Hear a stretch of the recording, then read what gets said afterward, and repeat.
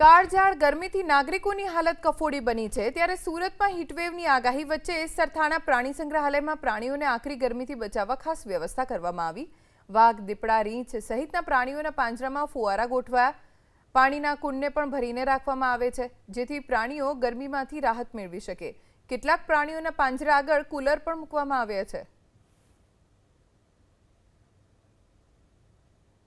હાલમાં દિવસે દિવસે ગરમીનો પારો વધી રહ્યો છે, એને કારણે પ્રાણીઓને અહીંયા ખાસ કાળજી રાખીએ છીએ, જેવી રીતે કે વાઘ છે, દીપડા છે, સફેદ વાઘ છે, વિવિધ પ્રકારના રીંછ છે, પક્ષીઓ છે, ઓસ્ટ્રીચ છે, એવા પક્ષીઓમાં અને પ્રાણીઓમાં અમે ફુવારાની વ્યવસ્થા કરી છે। આ ઉપરાંત જે પ્રાણીઓના બહારના વોટર ટબ છે અમે રેગ્યુલર ઠંડા પાણીથી ભરીએ છીએ, જ્યારે એમને ગરમી લાગે ત્યારે જઈને એ લોકો નાહી શકે।